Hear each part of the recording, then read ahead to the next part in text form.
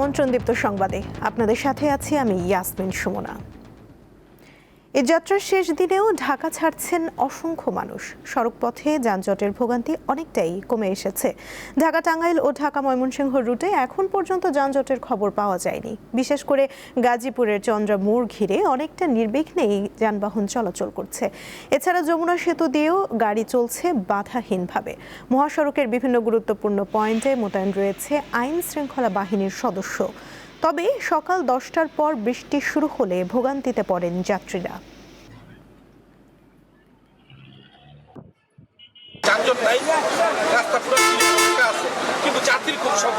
লোক যা যাওয়ার গত 3 দিনে চলে গেছে, আজকে লোকের খুব সংকট। গাড়ি অ্যাভেলেবেল আছে, সরকার নির্ধারিত ভাড়ায় চলতেছে, কিন্তু যাত্রী নেই। ঈদযাত্রার শেষ দিনেও রয়েছে ট্রেনে ঘরমুখো মানুষের ভিড়। সকাল থেকেই রাজধানীর কমলাপুর রেলওয়ে স্টেশনে দেশের বিভিন্ন গন্তব্যে যেতে হাজারো মানুষ ভিড় করেন। শেষ মুহূর্তে বাড়ি ফেরার কারণে অন্যান্য দিনের তুলনায় যাত্রী উপস্থিতি বেশি হলেও কোনো ট্রেনের শিডিউল বিপর্যয় ঘটেনি। এই অতিরিক্ত চাপের মধ্যেও কোথাও বড় ধরনের ভোগান্তি বা বিশৃঙ্খলার চিত্র দেখা যায়নি। যাত্রীরা শৃঙ্খলভাবে প্ল্যাটফর্মে অবস্থান নিয়ে নির্ধারিত ট্রেনে উঠছেন। বগিগুলোতে নির্দিষ্ট আসনের বাইরেও দাঁড়িয়ে যেতে দেখা গেছে যাত্রীদের। নিরাপত্তা ব্যবস্থা নিশ্চিত করতে আইন শৃঙ্খলা বাহিনী ও রেলওয়ে কর্মীদের তৎপরতাও চোখে পড়ার মতো।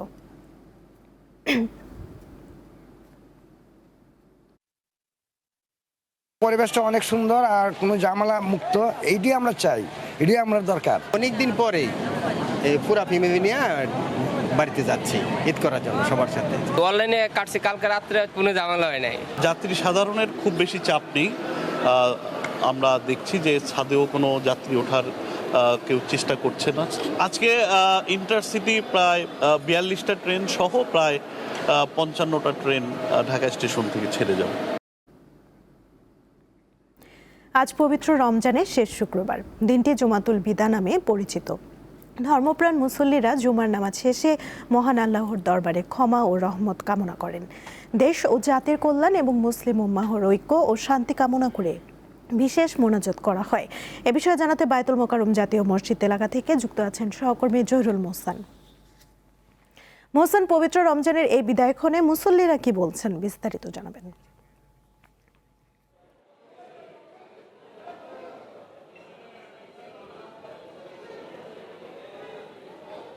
সুমনা, আজ রমজান 30 রমজান শেষ দিন এবং একই সঙ্গে জুমাতুল বিদা, রমজানের শেষ শুক্রবার। এই শুক্রবারকে কেন্দ্র করে কিন্তু প্রত্যেক বছরই আমরা দেখেছি রমজান মাসের শেষ শুক্রবার জুমাতুল বিদা আল্লাহর কাছে ক্ষমা প্রার্থনা এবং নিজেদের জন্য শান্তি কামনা সব মুসলমানরা করে থাকেন। এবং আমরা আজকে বায়তুল মোকাররমের যে জাতীয় মসজিদ বায়তুল মোকাররম এখানে এসেছি, এখানে অসংখ্য মুসল্লিরা জুমাতুল বিদায় অংশ নিয়েছেন এবং তারা নামাজ শেষে আল্লাহর কাছে দোয়া চেয়েছেন। আমরা অনেকের সাথে কথা বলেছি, তারা বলছিলেন যে মুসলমানদের জন্য দোয়া চেয়েছেন, পরিবারের জন্য দোয়া চেয়েছেন, অনেকে দেশের জন্য দোয়া চেয়েছেন এবং পাশাপাশি আগামীকাল যে পবিত্র ঈদুল ফিতর, এই ঈদুল ফিতর যাতে তারা সুষ্ঠুভাবে এবং সবাই যাতে আসলে পরিবার নিয়ে আনন্দ ঘন পরিবেশে আসলে ঈদুল ফিতর উদযাপন করতে পারে, সেই জন্যও কিন্তু তারা আল্লাহর কাছে দোয়া চেয়েছেন। আমরা বায়তুল মোকাররমের জুমাতুল বিদার খুতবার নামাজে খুতবার সময় আমরা দেখেছি যে খতিব সাহেব তিনি কিন্তু আসলে খুতবার সময় এর খুতবার কিছুক্ষণ আগে বয়ান করেছেন এবং তিনি বয়ানে এই জুমাতুল বিদার তাৎপর্য তুলে ধরেন এবং আগামীকাল যে পবিত্র ঈদুল ফিতরকে কেন্দ্র করে কী ধরনের আমল করলে আসলে সওয়াব বেশি পাওয়া যাবে এবং আজকের দিনের আমল সংক্রান্ত তিনি কিন্তু বয়ান রেখেছেন এবং পাশাপাশি মুসলমানদের করণীয় বিষয়গুলো নিয়েও তারা কিন্তু আলোচনা করেছেন।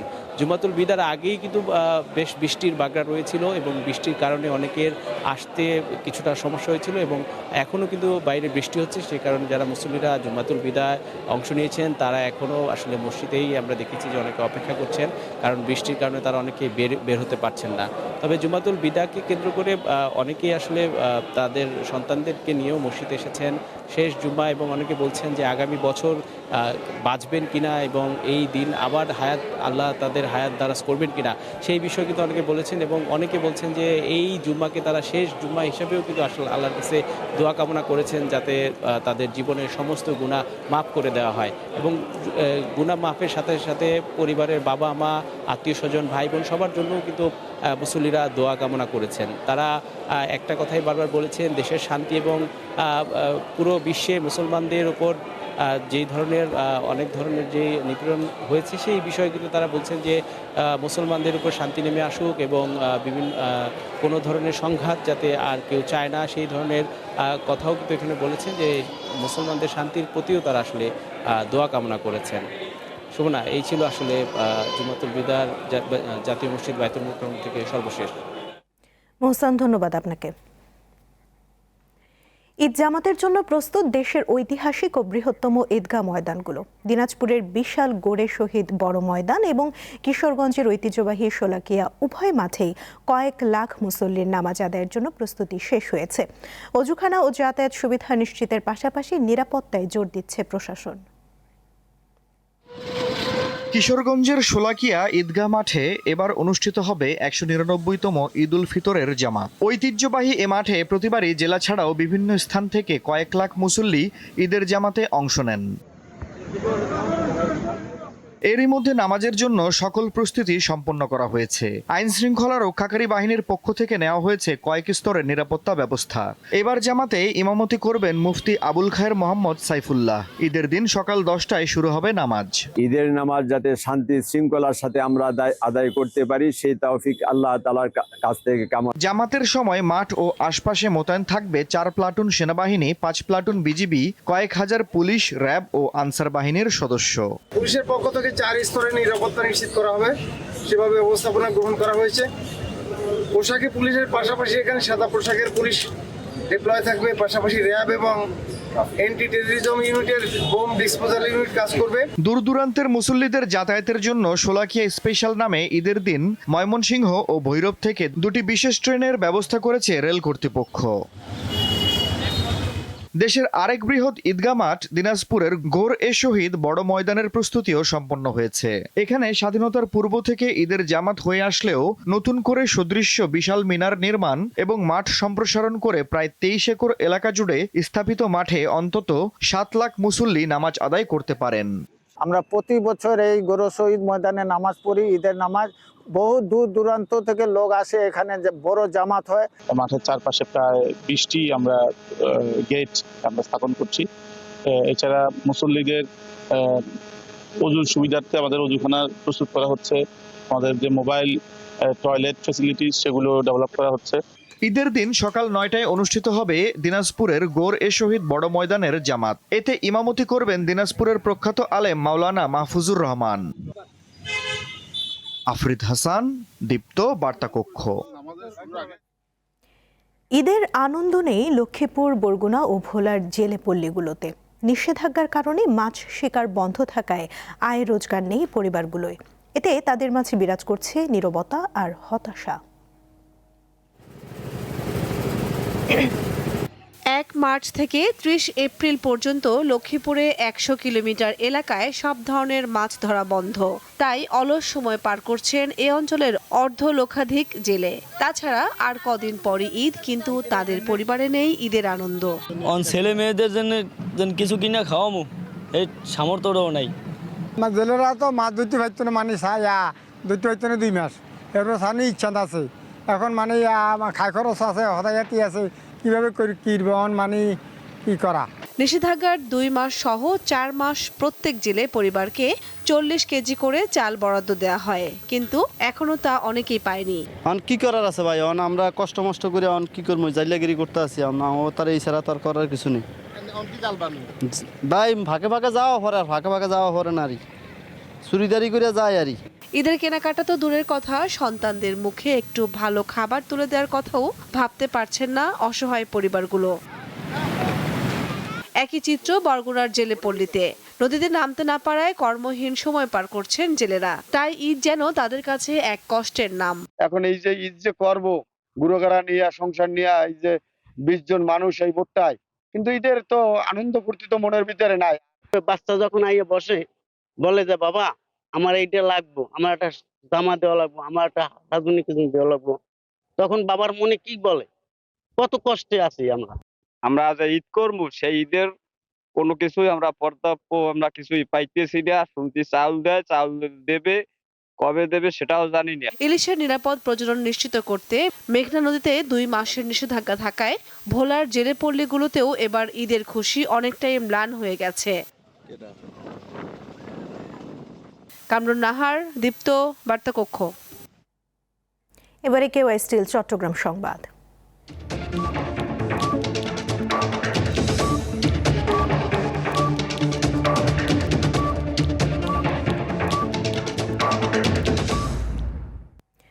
চট্টগ্রামে অবস্থিত জিয়া স্মৃতি জাদুঘর সহ মুক্তিযুদ্ধের বিভিন্ন স্থাপনাকে এতদিন যথাযথ গুরুত্ব দেওয়া হয়নি বলে মন্তব্য করেছেন অর্থ ও পরিকল্পনা মন্ত্রী আমির খসরু মাহমুদ চৌধুরী। তিনি জানান, জিয়া স্মৃতি জাদুঘরকে দ্রুত হেরিটেজ হিসেবে ঘোষণা দিয়ে প্রয়োজনীয় সংস্কার কাজ হাতে নেওয়া হবে। দুপুরে চট্টগ্রাম জিয়া স্মৃতি জাদুঘর পরিদর্শন শেষে সাংবাদিকদের এসব কথা বলেন তিনি। ঐতিহাসিক সম্পদ সংরক্ষণে সবাইকে এগিয়ে আসার আহ্বান জানিয়ে মন্ত্রী বলেন, মুক্তিযুদ্ধের স্মৃতি ও স্থাপনাগুলো রক্ষা করার মাধ্যমে নতুন প্রজন্মের সামনে সঠিক ইতিহাস তুলে ধরতে হবে। এরকম একটা হেরিটেজ প্রপার্টি, বিশেষ করে যেখানে বাংলাদেশের মুক্তিযুদ্ধে যিনি রণাঙ্গনে যুদ্ধ করেছেন, দেশকে স্বাধীন করার অন্যতম সাহসী পুরুষ, স্বাধীনতার ঘোষক, তার স্মৃতি, তার এখানে মৃত্যুবরণ হয়েছে। ইমিডিয়েট সংস্কারের মাধ্যমে এই প্রপার্টিকে ধরে রাখতে হবে। ইরানের ক্ষেপণাস্ত্র হামলায় সৌদি আরবে নিহত বাংলাদেশি প্রবাসী যুবক মোশাররফ হোসেনের মরদেহ দেশে পৌঁছেছে। বিকেলে জানাজা শেষে টাঙ্গাইলে নিজ বাড়িতেই দাফন করা হবে মরদেহ। বিমানবন্দরে পররাষ্ট্র প্রতিমন্ত্রী জানান, মধ্যপ্রাচ্যে চাকুরিরত সকল বাংলাদেশিদের নিরাপত্তা সহ আটকে পড়াদের সব ধরনের সহায়তার ব্যবস্থা করেছে সরকার। প্রিয় জন্মভূমিতে ফিরল মোশাররফ হোসেনের মরদেহ। যে দুহাত কাজ করে পরিবারের মুখে হাসি ফোটাতো, সেই হাত আজ চিরতরে স্তব্ধ। সৌদি আরবে গত 8 মার্চ ইরানের ক্ষেপণাস্ত্র হামলায় নিহত হন রেমিট্যান্স যোদ্ধা মোশাররফ হোসেন। তার গ্রামের বাড়ি টাঙ্গাইলের সখীপুরে। চাকুরি করতে 8 বছর আগে তিনি সৌদিতে যান। দেশে তার বৃদ্ধ মা বাবা, স্ত্রী ও 2 সন্তান রয়েছে। ঢাকার হযরত শাহজালাল আন্তর্জাতিক বিমানবন্দরে শুক্রবার সকালে 8 নম্বর গেটে তার মরদেহ পৌঁছালে তৈরি হয় এক হৃদয় বিদারক দৃশ্য। মরদেহ গ্রহণ করেন প্রবাসী কল্যাণ ও বৈদেশিক কর্মসংস্থান মন্ত্রী এবং পররাষ্ট্র প্রতিমন্ত্রী। স্বজনরা জানান, পরিবারের একমাত্র উপার্জনকারী ছিলেন মোশাররফ। তারা সরকারের কাছে পরিবারটির জন্য সহযোগিতা কামনা করেন। একটা কোম্পানিতে পরিচ্ছন্নতা কর্মী হিসাবে কাজ করতো, প্রায় 8 বছর যাবত ওখানে কাজ করতো আর কি। পরিবারের একমাত্র সন্তান এবং খুব দরিদ্র পরিবারের সন্তান সে। সরকার এই পরিবারটারে একটু সাহায্য সহযোগিতা করে ওই 2টি সন্তান যেন মানুষ হতে পারে। সকল আনুষ্ঠানিকতা শেষে মরদেহ হস্তান্তর করা হয় পরিবারের কাছে। এ সময় প্রবাসী কল্যাণ ও বৈদেশিক কর্মসংস্থান মন্ত্রী জানান, মোশাররফের পরিবারের দায়িত্ব নিয়েছে সরকার। পররাষ্ট্র প্রতিমন্ত্রী কথা বলেন উত্তপ্ত মধ্যপ্রাচ্যে প্রবাসী বাংলাদেশিদের নিয়ে। সাময়িকভাবে তাদেরকে আমরা আর্থিক সহযোগিতা করব এবং পাশাপাশি তাদের বাচ্চাদের লেখাপড়ার ব্যবস্থা করব। তাদের পারিবারিক অবস্থা বুঝে আমরা যা যা করার, আমাদের সংশ্লিষ্ট সংসদ সদস্যরাও আছেন, সবাই মিলে আমরা এটা সমাধান করব। আমাদের প্রথম প্রায়োরিটি হচ্ছে আমাদের বাংলাদেশি নাগরিকদেরকে সুরক্ষিত রাখা। তো তাদের সুরক্ষার জন্য আমরা যা যা করণীয়, আমাদের মিশনগুলো স্ব দেশগুলোতে সক্রিয় আছে, আমাদের নাগরিকদের সাথে তাদের যোগাযোগ আছে। যারা যারা আসা সম্ভব, ফেরত আনা সম্ভব, তাদেরকে আমরা ফিরিয়ে নিয়ে আসবো এবং পরিস্থিতি অনুযায়ী আমরা সেটা করব। ইরানে চালানো যুক্তরাষ্ট্র ও ইসরায়েলের যৌথ আগ্রাসন শুরুর পর মধ্যপ্রাচ্যে এ পর্যন্ত নিহত হয়েছে অন্তত 5 বাংলাদেশি। হেদায়েতুল্লাহ সীমান্ত, দীপ্ত সংবাদ, ঢাকা। ঈদ ঘিরে শেষ সময়ে ভিড় বেড়েছে প্রসাধনীর দোকানে। বেশিরভাগ নারীর পছন্দ হালকা কাজের গহনা। ক্রেতা সমাগম ও বিক্রি ভালো হওয়ায় খুশি বিক্রেতারা। ফ্যাশন সচেতন নারী পুরুষের সৌন্দর্যের মুগ্ধতা ধরে রাখতে প্রসাধনীর ব্যবহার এখন হালের ফ্যাশন। উৎসব ঘিরে এসবের চাহিদা বাড়ে, তাই প্রসাধনীর পসরা সাজিয়ে প্রস্তুত থাকেন ব্যবসায়ীরাও। শেষ মুহূর্তে গহনা ও প্রসাধনীর দোকানে সব বয়সী নারীদের উপচে পড়া ভিড়। পোশাকের সাথে মিল রেখে বিভিন্ন ডিজাইনের ঝুমকা, কুন্দন, রিং, বিভিন্ন ধাতুর তৈরি বাহারি চুড়ি, কপার কালার সেট, মেটালের কানের দোল, চৌকার মালা ও ব্রেসলেট কিনছেন ক্রেতারা। তবে হালকা কাজের গহনা, কাশ্মীরি চুড়ি ও দুলের প্রতি বেশি ঝুঁকছেন নারীরা। জামার সাথেই ম্যাচিং করে কেনা হচ্ছে এখন কানের দুল, চুড়ি। এখনো ব্যাগ কিনা বাকি, স্যান্ডেল কিনা বাকি, হালকা পাতলা কসমেটিক্স, কানের দুল এগুলাই নিয়েছি। এখন একটা নতুন চুড়ি আসছে আপনার কাশ্মীরি রেশমি চুড়ি কাশের, আর একটা আছে কাশ্মীরি কানের দুল। এই দুইটা আইটেমই বেশি চলছে। চুড়ি, দুল, গলা নেকলেস এই টাইপের রিলেটেড কিছু জিনিস কিনতে এসেছি। উৎসব ঘিরে নারীদের সব ধরনের প্রসাধনীর চাহিদা রয়েছে। কালার কসমেটিকের মধ্যে foundation, blush, highlighter, eyeliner, mascara, lipstick সহ পোশাকের সঙ্গে মিলিয়ে বিভিন্ন ধরনের প্রসাধনী কিনছেন অনেকেই। মেকআপ প্রোডাক্ট কিনবো, তারপরে হচ্ছে আপনার এই লেন্স এগুলো কিনবো, লিপস্টিক কিনবো। লাস্ট মোমেন্টের শপিং এর জন্য এখন অনলাইনে কিনতে যাই, সেখানেও অনেক দাম, এখানে কিনতে আসি এখানেও অনেক দাম। কোথায় যাব এখন আমরা? একটা নেল পালিশ কিনতে হবে বা একটু লিপস্টিক কিনতে হবে, একটু কিটাকি একটু যাই লাগবে এগুলো কিনবো। ঈদের আনন্দ বাড়াতে সন্তানের জন্য মেহেদি কিনছেন বাবা মায়েরা। ক্রেতা আকর্ষণ বাড়াতে প্রসাধনী কোম্পানিগুলো দিচ্ছে মূল্য ছাড়। মেয়ের জন্য নিয়েছি, মেয়ে হাতে নকশা দিয়ে মেহেদি দিবে, এর জন্য নিয়েছি। মেহেদি পড়তে তো অনেক ভালো লাগে, আমি আমার মেয়ের জন্য নিলাম, নিজের জন্য নিলাম। না, তুলনামূলক আলহামদুলিল্লাহ আপু ভালো আলহামদুলিল্লাহ। অন্যান্য বছর থেকে এই বছর একটু ভালো বেঁচে কিনা। ঈদের আনন্দ বাড়িয়ে তুলতে কিছুটা দাম বেশি হলেও পছন্দের পণ্য কিনতে পেরে খুশি ক্রেতারা। স্বস্তিকা সিংহ, দীপ্ত সংবাদ, ঢাকা। ঈদে বিনোদনের বড় অংশ জুড়ে থাকে নতুন সিনেমা। এবারের ঈদ উল ফিতর উপলক্ষে মুক্তি পাচ্ছে আলোচিত 5টি চলচ্চিত্র। বক্স অফিসে সরাসরি লড়াই হবে শাকিব খান ও সিয়ামের আলাদা 2 অ্যাকশন থ্রিলারের মধ্যে।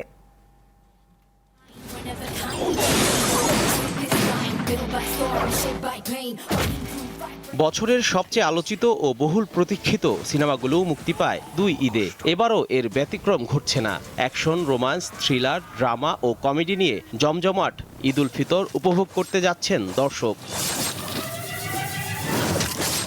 মুক্তি পাচ্ছে বহুল প্রতীক্ষিত 5টি বড় বাজেটের সিনেমা। ছবিগুলোর ট্রেইলার এরই মধ্যে আলোচনার কেন্দ্রবিন্দুতে। সবচেয়ে আলোচিত সিনেমা সুপারস্টার শাকিব খান অভিনীত প্রিন্স। টিজারেই বুলেটের বৃষ্টি দেখা গেছে। এক প্রভাবশালী তরুণের ক্ষমতা, প্রেম আর প্রতিদ্বন্দ্বিতার গল্প উঠে আসবে এই সিনেমায়। তবে গুঞ্জন রয়েছে ঢাকার এক আন্ডারওয়ার্ল্ডের ডনের ছায়া রয়েছে গল্পে। আবু হায়াত মাহমুদের পরিচালনায় এতে শাকিব খানের বিপরীতে রয়েছেন তাসনিয়া ফারিন ও কলকাতার জ্যোতির্ময় কুণ্ডু। অ্যাকশন ড্রামা ঘরানার ছবি দম। এতে আফরান নিশোর সঙ্গে জুটি বেঁধেছেন পূজা চেরি। রেদন রনির পরিচালনায় ছবিটিতে উঠে আসবে সাধারণ মানুষের জ্বলে ওঠার গল্প। মনে হয় এটা আমার জন্য অনেক বড় একটা অপরচুনিটি, অনেক বড় একটা কামব্যাক। আশা করছি আপনাদের ভালো লাগবে এবং আপনারা অবশ্যই বলতে বাধ্য হবেন এটা একটি দমদার সিনেমা। আমি নিজে এরকম টিম এক্সপেরিয়েন্স করি নাই। একদিন আমরা বেশি শুটিং করি নাই এবং আমাদের ওখানে টেম্পারেচার ছিল মাইনাস, এবং ওইখানে আপনি না গেলে বুঝতে পারবেন না। রহস্য ও থ্রিলারের ছোঁয়া আছে রাক্ষস ছবিতে। এতে বিধ্বংসী রূপে হাজির হয়েছেন সিয়াম আহমেদ। তার নায়িকা কলকাতার সুস্মিতা চ্যাটার্জি। মেহেদি হাসানের এই ছবিতে মানুষের ভেতরের অন্ধকার দিক ও এক অজানা আতঙ্কের গল্প তুলে ধরা হয়েছে। যুক্তিতে আমাকে পরাস্ত করে। ভিন্ন স্বাদের গল্প নিয়ে তৈরি হয়েছে বনলতা এক্সপ্রেস। প্রখ্যাত কথা সাহিত্যিক হুমায়ুন আহমেদের কিছুক্ষণ উপন্যাস অবলম্বনে সিনেমাটি নির্মাণ করেছেন তানিম নূর। তারকাবহুল এই সিনেমায় অভিনয় করেছেন চঞ্চল চৌধুরী, মোশাররফ করিম, শরীফুল রাজ ও সাবিলা নূর সহ অনেকে। এর আগের সিনেমাটা যেরকম তানিম ভাই খুব সাফল্যের চূড়ান্ত সীমানায় গেছেন, আমার মনে হয় যে না, এই সিনেমা দিয়েও আসলে ওটাকে উনি ক্রস করবেন ইনশাআল্লাহ। আমি ভীষণ এক্সাইটেড এবং আশা করি দর্শক হলে গিয়ে সিনেমাটা দেখবে এবং পরিবার সহ ভীষণ এনজয় করবে। নারী কেন্দ্রিক গল্পের সিনেমা প্রেসার কুকার মুক্তি পাচ্ছে ঈদে। অভিনয় করেছেন শবনম বুবলি, নাজিফা তুষি, শহীদুজ্জামান সেলিম ও গাজী রাকায়েত সহ অনেকে। রায়হান রাফির পরিচালনায় ছবিটি নারী সংগ্রাম আর আত্মপ্রতিষ্ঠার গল্প বলবে। আমি যেই ধরনের চরিত্র করি তার থেকে একটা ভিন্ন মাত্রার আরেকটি চরিত্র নিয়ে আমি আসছি। এটি একটি গল্প নির্ভর ছবি, অভিনয় নির্ভর ছবি। এখানে বাংলাদেশের ভালো ভালো অভিনেতা অভিনেত্রীরা আছেন। সব মিলিয়ে তারকাবহুল আয়োজন আর নানা ঘরানার সিনেমা নিয়ে এবারের ঈদে প্রেক্ষাগৃহে বাড়তে পারে দর্শকদের ভিড়। আমাকে কোলে তুলে নেন, ওর ছোট ভাই হিসাবে। জহুরুল মোহসান, দীপ্ত সংবাদ, ঢাকা। অস্থির পরিস্থিতির মধ্যেই সৌদি আরব, সংযুক্ত আরব আমিরাত সহ মধ্যপ্রাচ্যের বিভিন্ন দেশে আজ পবিত্র ঈদ উল ফিতর উদযাপিত হচ্ছে। তবে যুদ্ধের কারণে এবার দেশগুলোতে ঐতিহ্যবাহী রীতিনীতি উদযাপনেও ভাটা পড়েছে। সৌদি আরবে ঈদের জামাত অনুষ্ঠিত হবে মক্কার পবিত্র মসজিদুল হারাম ও মদিনার মসজিদে নববীতে। একই সাথে সংযুক্ত আরব আমিরাত, কাতার, কুয়েত ও বাহরাইনের বিভিন্ন মসজিদেও আজ ঈদের বিশেষ জামাতের আয়োজন করা হয়েছে। তবে যুদ্ধের কারণে বেশ কিছু দেশে এবার ঈদগাহে নামাজ বাতিল করা হয়েছে। এছাড়া যুদ্ধ বিধ্বস্ত ফিলিস্তিনেও আজ ঈদ উদযাপন হচ্ছে। তবে ইরান যুদ্ধকে ঢাল হিসেবে ব্যবহার করে আল আকসায় ঈদ জামাতে নিষেধাজ্ঞা দিয়েছে ইসরায়েল।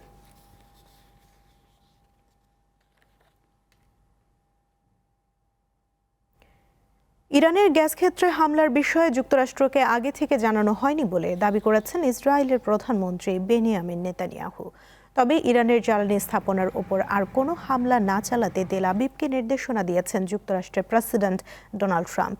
এদিকে যুদ্ধের তৃতীয় সপ্তাহেও হামলা ও পাল্টা হামলা অব্যাহত রয়েছে। প্রথমবারের মতো কাস্পিয়ান সাগরে ইরানি নৌবাহিনীকে লক্ষ্য করে হামলা চালিয়েছে ইসরায়েল। জবাবে বৃহস্পতিবার ইরানে ক্ষেপণাস্ত্র হামলায় ইসরায়েলের হাইফা শহরে গুরুত্বপূর্ণ তেল শোধনাগারে আগুন লাগার খবর পাওয়া গেছে। এছাড়া পশ্চিম জেরুজালেমে ইসরায়েলের অভ্যন্তরীণ নিরাপত্তা বিষয়ক মন্ত্রণালয়ে ড্রোন হামলার দাবি করেছে ইরানের সামরিক বাহিনী। অপরদিকে ইরানের হামলায় যুক্তরাষ্ট্রের F-35 মডেলের একটি যুদ্ধবিমান ক্ষতিগ্রস্ত হয়েছে বলে দাবি করেছে দেশটির বিপ্লবী গার্ড বাহিনী IRGC। ক্ষতিগ্রস্ত যুদ্ধবিমানটি মধ্যপ্রাচ্যের একটি মার্কিন বিমান ঘাঁটিতে জরুরি অবতরণ করেছে বলে জানিয়েছে CNN। ফিলিস্তিনের অবরুদ্ধ ভূখণ্ড গাজায় জাতিগত হত্যার অভিযোগে আন্তর্জাতিক বিচার আদালতে চলমান মামলায় ইসরায়েলের পক্ষে দাঁড়ানোর প্রতিশ্রুতি থেকে সরে দাঁড়িয়েছে জার্মানি। 2023 সালে সাউথ আফ্রিকা এ মামলা দায়েরের সময় ইসরায়েলকে সমর্থনের প্রতিশ্রুতি দিয়েছিল জার্মানি। মধ্যপ্রাচ্যের সংবাদ মাধ্যম মিডল ইস্ট মনিটর এক প্রতিবেদনে জানিয়েছে, জার্মানির পররাষ্ট্র মন্ত্রণালয়ের একজন মুখপাত্র চলতি সপ্তাহে জানান, হেগের আদালতে ইসরায়েলের পক্ষ আর সমর্থন করবে না তার দেশ। ইসরায়েল ইস্যুতে জার্মানির এই পদক্ষেপ দেশটির প্রকাশ্য অবস্থানে একটি উল্লেখযোগ্য পরিবর্তন হিসেবে দেখা হচ্ছে। খেলার খবর। ভিয়েতনাম ও সিঙ্গাপুরের বিপক্ষে ম্যাচের জন্য 23 সদস্যের বাংলাদেশের দল ঘোষণা করেছে বাফুফে। স্কোয়াডে আছেন হামজা চৌধুরী ও সমিত সোম।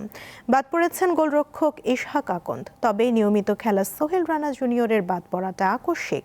গোলরক্ষক হিসেবে আছেন মিতুল মার্মা, সুজন হোসেন ও মেহেদি হাসান। ডিফেন্ডার তালিকায় আছেন তারিক কাজী, রহমত মিয়া, শাকিল তোপু, আবদুল্লাহ ওমর, জায়ান আহমেদ, সাদউদ্দিন ও 1.5 মাস পরে দলে ফেরা বিশ্বনাথ ঘোষ।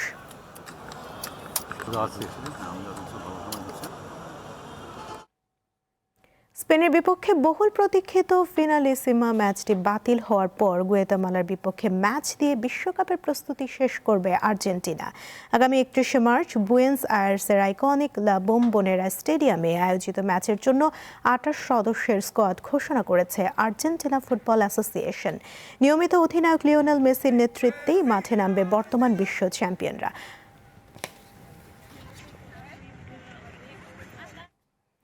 এই ছিল এখনকার মতো। পরবর্তী সংবাদ দেখার আমন্ত্রণ জানিয়ে শেষ করছি। এতক্ষণ সঙ্গে থাকার জন্য ধন্যবাদ সবাইকে।